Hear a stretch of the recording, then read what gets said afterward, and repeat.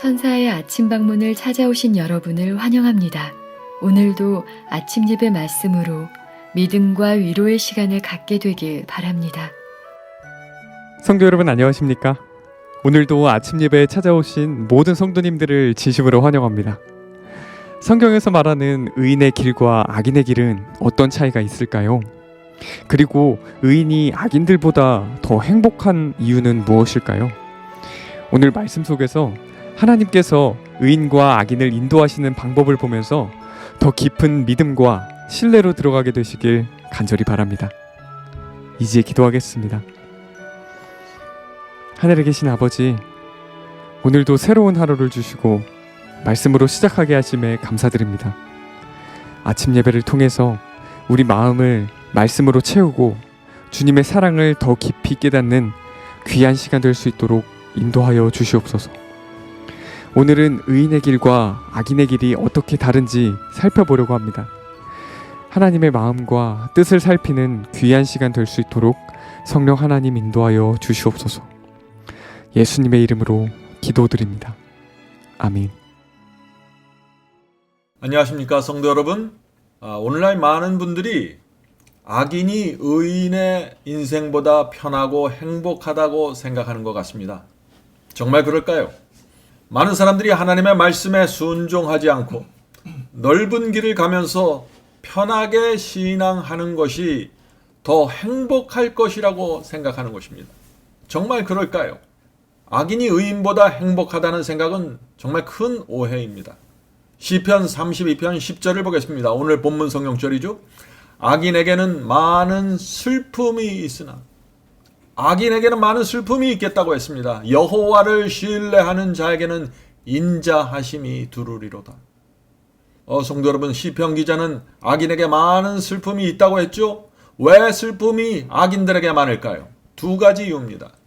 첫째는 죄를 버리지 않고 고집하기 때문에 늘 양심의 가책을 느끼고 정죄받는 그 무거움을 갖고 살아야 하기 때문입니다. 두 번째는 악인은 하나님의 말씀에 순종하지 않는 길을 가기 때문에 그들의 길에 하나님의 인도와 보호가 있을 수 없게 되는 것입니다. 그래서 조금만 어려움이 생기고 조금만 힘든 일이 생기면 하나님께서 나를 버린 것이 아닌가라고 생각하고 스스로 절망하게 되는 것입니다.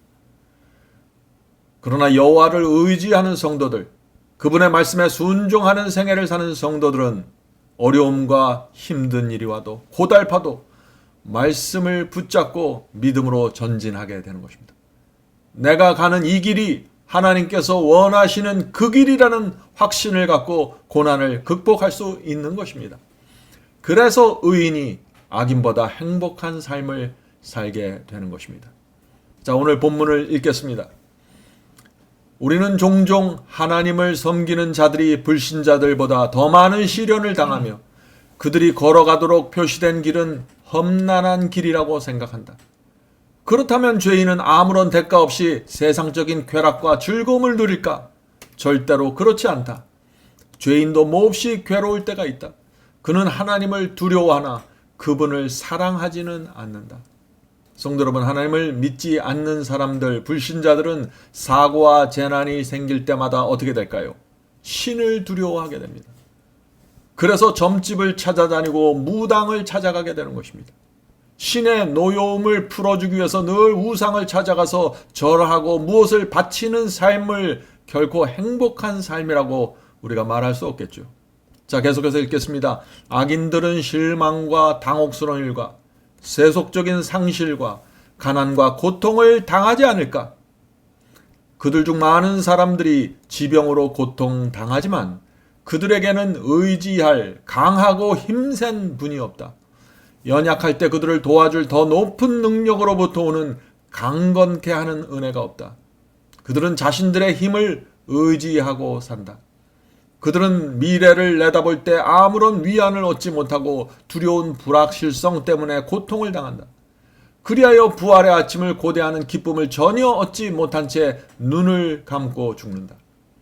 이는 그들에게 첫째 부활에 참여하게 될 기쁨, 소망이 없기 때문이다. 성도 여러분, 악인들이 이 세상에 살 때 참 잘 사는 것처럼 보입니다. 그러나 그들의 불행은 그들이 죽을 때 드러나게 되는 것입니다. 이 세상이 아무리 힘들고 고달파도 하나님을 믿는 성도들에게는 항상 소망이 있습니다. 우리가 지금 아무리 가난하고 아무리 병들었고 아무리 힘든 것처럼 보일지라도 우리에게는 소망이 있는 것입니다. 이 우주를 만드신 하나님께서 우리의 힘이 되어주시는 것입니다.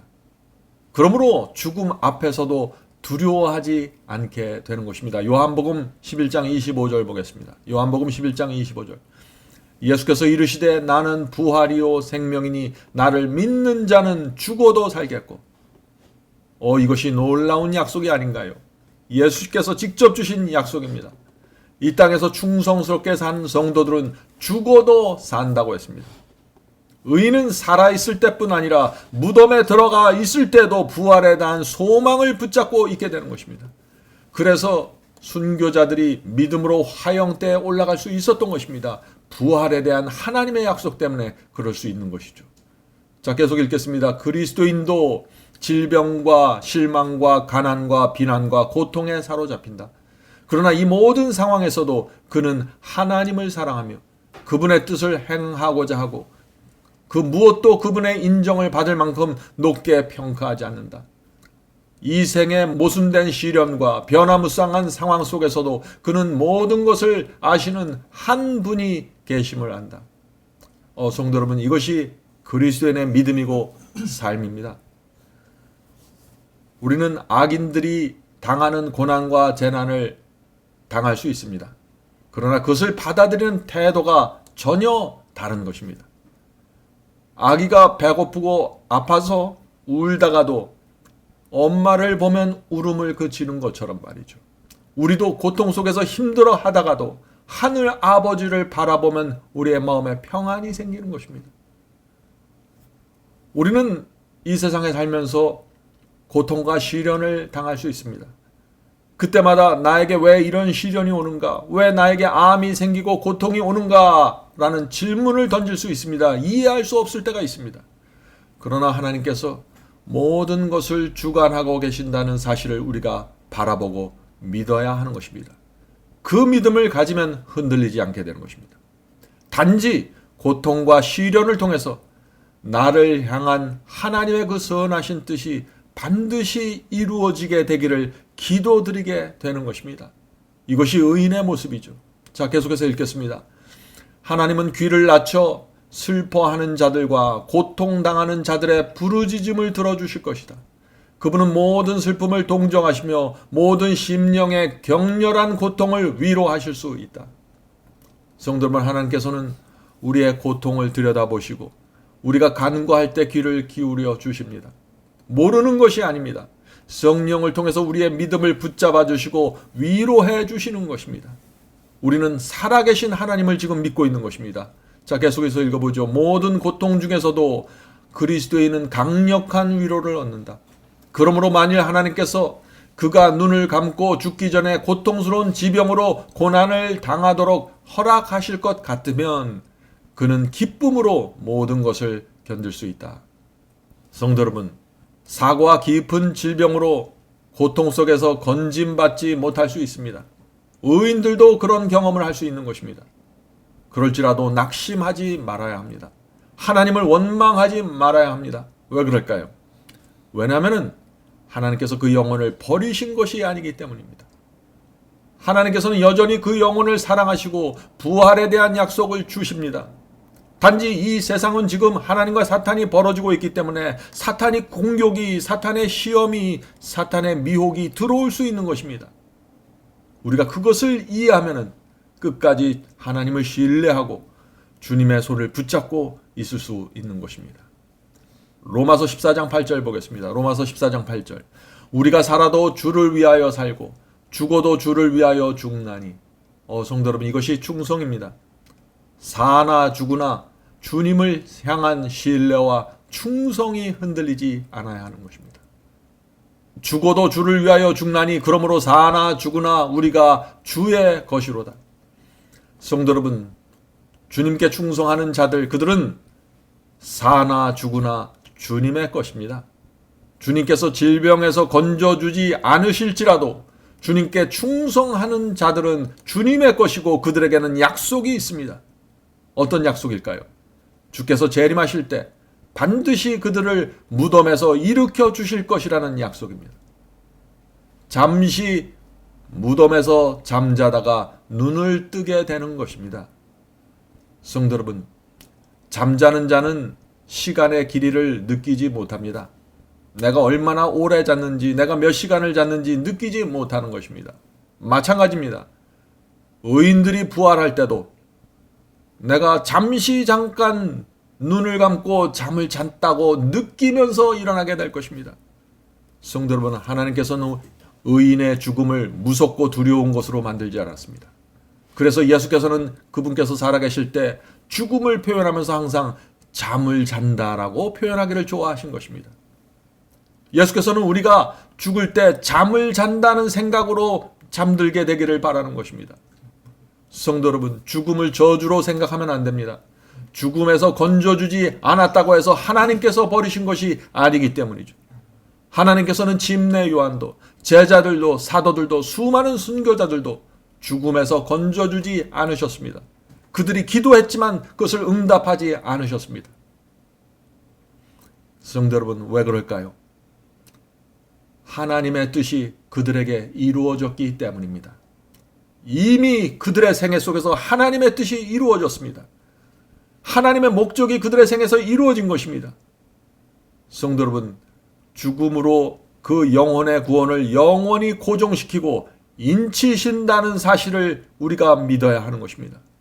성도들에게 있어서 죽음은 하나님께서 그들의 구원을 확정하는 인침이 되는 것입니다. 계속해서 읽겠습니다. 병자는 하늘이 주는 만족감을 지니고 미래를 응시한다. 침대에 누워있는 이 병자들이 하늘로부터 내려오는 위로와 만족을 갖고 앞날을 바라보게 된다는 것이죠. 장차 부활할, 잠시 잠을 잤다가 깰 그날을 바라보면서 지켜본다는 것입니다. 계속 읽겠습니다. 무덤에서 잠깐 쉬고 나면은 그때 생명의 시여자 창조주께서 무덤의 착고를 깨뜨리고 포로를 해방시킬 것이며 그를 흙 침대에서 일으켜 더 이상 고통도 슬픔도 죽음도 없는 불멸을 주실 것이다. 오, 얼마나 복된 그리스도인의 소망인가. 이 그리스도인의 소망이 내 것이 되게 하고 그대의 것이 되게 하자.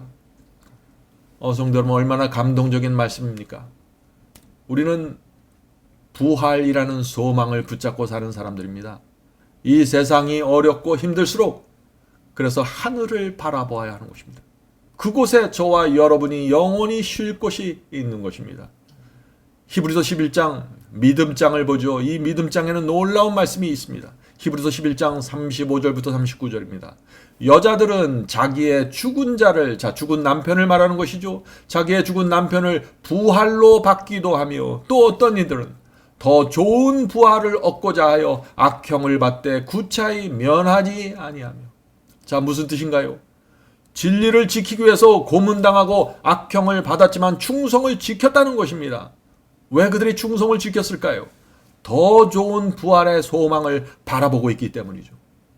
계속 읽어보죠. 또 어떤 이들은 희롱과 채찍질 뿐 아니라 결박과 옥에 갇히는 시험도 받았으며 돌로 치는 것과 톱으로 켜는 것과 시험과 칼에 죽는 것을 당하고 양과 염소의 가죽을 입고 유리하여 궁핍과 환난과 학대를 받았으니 이런 사람은 세상이 감당치 못하도다. 저희가 광야와 산중과 암혈과 토굴에 유리하였느니라. 이 사람들이 다 믿음으로 말미암아 증거를 받았으나 약속을 받지 못하였나니. 성도 여러분, 우리의 믿음의 조상들은 참 험난한 세월을 살았습니다. 궁핍과 환난과 학대를 받으면서 평생 살았습니다. 광야와 산중에 살았고 토굴 속을 다니면서 도망 다녔습니다. 돌로 맞았고 톱으로 켰고 시험과 칼에 죽음을 당했습니다. 성도 여러분, 우리가 그런 믿음의 조상들의 삶과 그런 성도들의 삶을 기억하면은 지금 우리가 당하는 시험과 유혹은 아무것도 아니라는 사실을 깨닫게 됩니다. 여기서 우리가 한 가지 좀 짚고 넘어가야 될 것이 있죠. 오늘 히브리서 이 말씀에서 믿음으로 증거를 받았지만 약속을 받지 못했다는 말씀이 나옵니다. 이 말씀이 무슨 뜻일까요? 이 세상 어려움과 고난 속에서 끝까지 진리를 붙잡고 산 이 성도들은 충성과 믿음에 대한 증거를 받았다는 것입니다. 온 하늘이 그들이 하나님을 진심으로 사랑하고 믿음을 지키면서 사는 모습을, 그들의 삶을 지켜보았습니다. 그것이 천사들과 온 하늘이 증인이 되는 것입니다. 그것이 믿음에 대한 증거를 받은 것입니다. 자, 그러나 아직 의인일지라도 약속을 받지 못했다고 했습니다. 왜 약속은 받지 못했다고 했을까요? 아직 부활의 약속은 실제로 이루어지지 않았기 때문이죠. 부활은 예수께서 재림하실 때 이루어지는 것입니다. 예수께서 재림하실 때 그들을 무덤에서 부활시킬 때 비로소 부활의 약속이 이루어지는 것입니다. 그래서 믿음으로 증거를 받았지만 약속을 받지 못했다고 히브리서가 말하는 것입니다. 성도 여러분, 우리는 이 세상에서 믿음의 증거를 받아야 합니다. 온 하늘이 우리의 믿음이 충성스럽다는 사실을 인정해야 합니다. 그 인정을 받으면 살든지 죽든지 우리는 주님의 것입니다.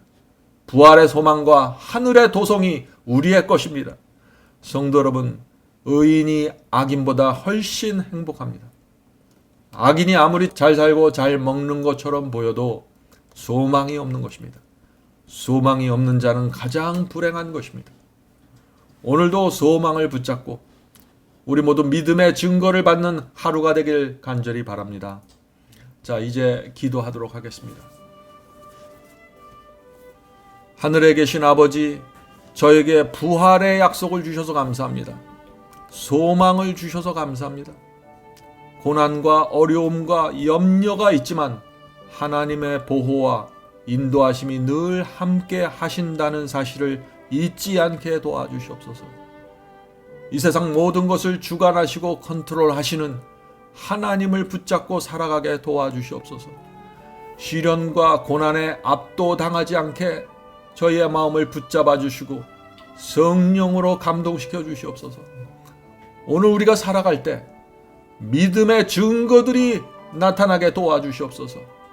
성령께서 순간마다 우리를 잡아주시고 호소해 주시고 힘을 주셔서 우리의 믿음이 세워지고 강건케 하여 주셔서 온 하늘이 우리의 구원에 대한, 우리의 충성에 대한 증인이 될 수 있도록 도와주시옵소서.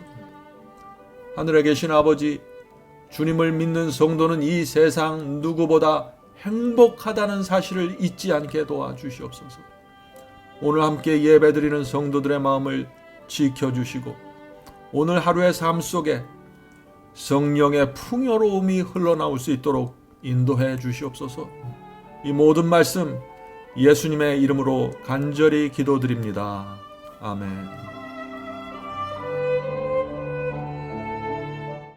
성도 여러분, 마지막 사명에서는 아침 예배 채널을 유튜브에서 별도로 운영하고 있습니다. 아침 예배 채널에서는 매일 새벽 4시에 예배 영상이 올려지고 있으며 특별히 아침 9시에 생방송 예배가 진행됩니다. 아침 9시 생방송 예배가 아침 예배 채널의 독특한 특징입니다. 원하시는 분들은 유튜브에서 아침 예배 채널을 별도로 구독 신청하여 주시면 저희와 함께 생방송으로 아침마다 예배 드릴 수 있습니다. 매일 아침마다 하나님의 말씀으로 저희 모두가 주 앞에 나와 예배 드리는 신앙으로 함께 나가게 되길 간절히 바랍니다. 감사합니다.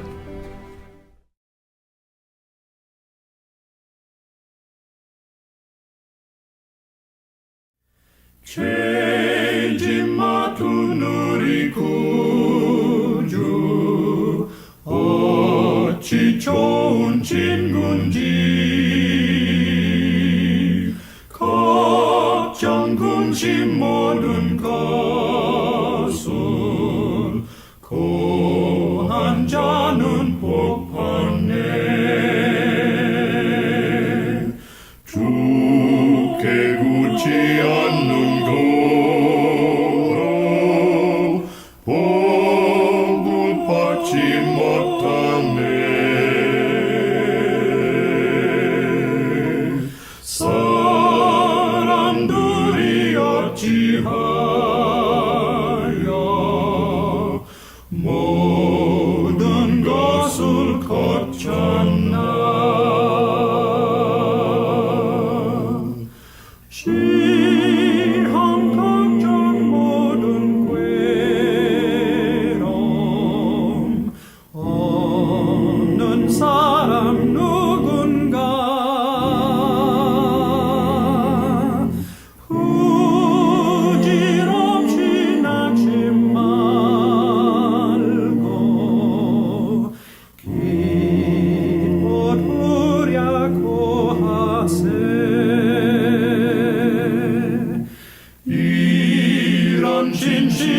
하신 지